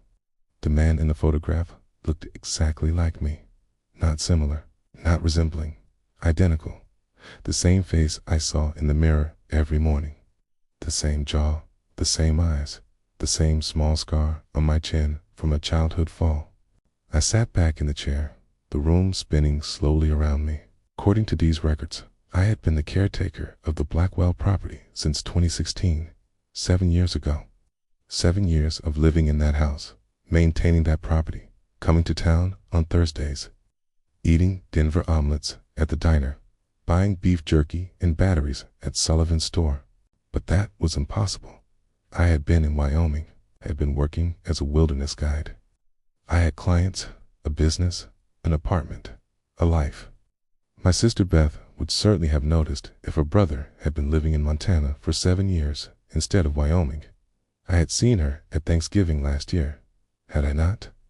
I tried to remember, tried to conjure up the specific details of last Thanksgiving, Beth's house, the food, the conversation, and found my memories vague and uncertain, like photographs left in sunlight until the images faded. I pulled out my phone, scrolling through my contacts with frantic energy. I found Beth's number and called it, pressing the phone to my ear so hard it hurt. The phone rang once, twice, 3 times, then went to voicemail. Beth's voice, familiar and warm and devastatingly normal, asked me to leave a message. "Beth, it is Tom. I need you to call me as soon as you get this. It is important. I need to know when we last saw each other in person, the exact date if you can remember it." I hesitated, then added, "And if you have any recent photos of us together, can you text them to me?" I know that sounds strange, but it is really important. I hung up, not expecting an answer given the spotty cell coverage, but I had to try. I needed something to confirm my version of reality, something outside of Carome and the Blackwell property, something from the life I remembered living. I gathered my notes and photographs and thanked Marjorie on my way out. She barely looked up from her computer, acknowledging me with a small wave that suggested she had already forgotten I was there. Normal behavior for a librarian. Wonderfully, blessedly normal. Back in my truck, I sat for a long time, sorting through my thoughts. The newspaper record was clear. Every 7 years, a caretaker disappeared from the Blackwell property. Always in late October, always around the time of the full moon. The key, Emma's warning, echoed in my head. You need to leave before the moon, okay? The full moon was October 24th, 3 days away. The pattern suggested that whatever happened to those caretakers, it happened during the full moon. And I was next. I needed more information before that date arrived. Something was truly going to happen. I needed to understand what I was facing. Proof, evidence, documentation, not just to convince others, but to maintain my own grip on reality, which felt increasingly tenuous. The drive back to the property took longer than it should have. Twice, I ended up on wrong turns and had to backtrack, even though the route was straightforward and I had driven it before. The roads seemed to shift when I was not paying attention. Familiar landmarks appearing in the wrong sequence, turns coming sooner or later than expected. I told myself it was because I was distracted, preoccupied with what I had learned at the library, and that was probably true. But there was another possibility that I did not want to consider, that the property was actively pulling me back, shortening some distances and lengthening others, ensuring that no matter what route I took, I would always return. It was late afternoon by the time I pulled up to the house. The sun was already dropping behind the mountains, casting long shadows across the property. I used the remaining daylight to walk the property boundary, this time with a specific purpose. I was looking for the symbols. I found the first one, about half a mile from the house, carved into a massive pine tree at the point where the boundary fence intersected a ridgeline. The symbol was complex, but not random, depicting what appeared to be a humanoid figure with antlers or branches extending from its head and limbs that were disproportionately long. The carving was old, decades at least, the cuts weathered and softened by years of exposure to rain and snow and sun. Moss had grown into the deeper grooves, turning them green against the gray bark. But despite its age, the carving was undeniably deliberate. Someone had spent considerable time and effort creating this image, choosing a tree that would stand for centuries, cutting deep enough that the marks would survive decades of weather. As I continued along the boundary, I found more trees with similar carvings. Some depicted the antlered figure. Others showed geometric patterns, circles within circles, spirals, angular shapes that could have been letters in an alphabet I did not recognize. Each carved tree faced inward toward the house, as if the symbols were meant to project their meaning toward the center of the property. I photographed each one, noting locations on my property map. By the time I completed the circuit, I had documented 23 carved trees. Plotting their positions revealed something I had suspected but could not prove until I saw it mapped out. The carved trees formed a nearly perfect circle around the property, evenly spaced like fence posts, with the house at the exact center. The symbols were not decoration, were not random markings made by bored hikers or forgotten homesteaders. They were architecture, functional elements of something designed and maintained, a barrier of some kind, a cage. The sun was setting by the time I returned to the house, breathing hard from the miles of walking and the weight of what I had discovered. I went straight to the computer and uploaded every photograph, organizing them into folders with dates and map coordinates. Then I composed an email to William Blackwell, choosing my words carefully but unable to disguise the urgency. Mr. Blackwell, I have discovered unusual markings on trees throughout the property boundaries. These appear to be deliberately carved symbols forming a circle around the house. I have also noticed unexplained time discrepancies since my arrival and found references in local archives suggesting a pattern of caretaker disappearances from this property occurring every 7 years, the most recent being 7 years ago. Please advise immediately. Thomas Mitchell. I attached several photographs and hit send. The email disappeared into the ether. I did not expect a response. None of my earlier messages had received more than terse acknowledgments. Received or noted, followed by nothing. After a quick dinner that I ate standing at the kitchen counter, too restless to sit, I set up the motion-sensing wildlife cameras I had brought. I had packed them intending to photograph animals during my stay, a hobby that complemented my professional work. Now they had a different purpose. I positioned 4 cameras around the house, covering all approaches, setting them to trigger on motion and capture both still images and short video clips with infrared capability for nighttime recording. That night, I checked every lock in the house before going to bed. I tested the deadbolts, examined the window latches, even pushed on doors and windows to confirm they were secure. The front door had a heavy deadbolt that would resist casual force. The back door had both a deadbolt and a chain. Every first-floor window had latches that, while not burglar-proof, would at least make noise if forced open. I lay in bed with my rifle leaning against the nightstand and my journal on the pillow next to me. I wrote a brief entry. October 21st, 3 days until the full moon. I know about the caretakers. I know about the pattern. I do not know what happens on the full moon, but I know it happens every 7 years, and I know it happens to whoever is living in this house. I will not be a victim, okay? I will find a way out, or I will find a way to fight. Around 2 in the morning, a sound woke me from the shallow, anxious sleep I had managed.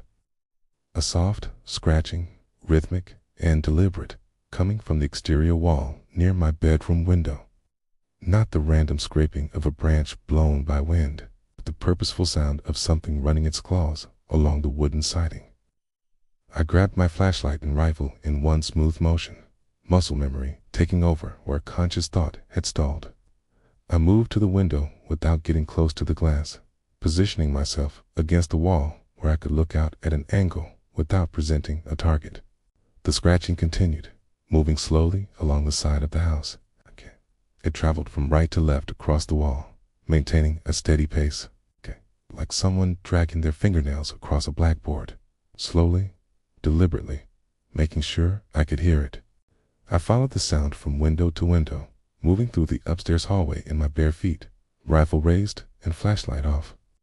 Each time I reached a window and peered out, I saw nothing. The exterior floodlights illuminated the immediate grounds, right? But the scratching seemed to come from just beyond the reach of the light, from the shadows where wall met darkness. The scratching stopped. The silence that followed felt physical, like a held breath, like the pause between a heartbeat and the next one. Then I heard something else. Footsteps on the gravel driveway. Heavy, measured footsteps. Too heavy for a person. Each one sounding like a small impact, like someone dropping a bag of sand from waist height onto crushed stone. I moved to the front of the house, keeping the lights off and positioned myself at the living room window. Through a gap in the curtains, I could see the driveway illuminated by the motion-sensing floodlight that it clicked on. The gravel was undisturbed. Nothing moved on its surface. The footsteps continued, approaching the house from the direction of the forest. Then, at the very edge of the light, where illumination surrendered to darkness, I saw something. A shape, tall and impossibly thin, disappearing into the trees. It moved with a strange, hitching gait, its limbs bending at angles that suggested joints in places where joints should not be. I caught only a glimpse, maybe 2 seconds of visibility, before the forest swallowed it completely.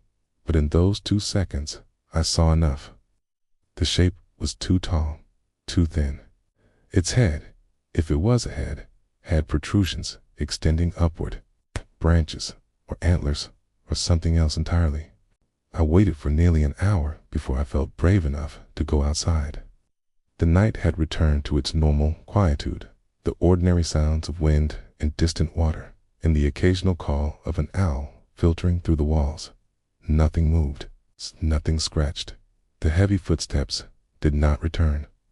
With my rifle loaded and my tactical flashlight cutting a bright white beam through the darkness, I stepped onto the front porch and swept the light across the yard. The gravel showed clear impressions, the same massive foot,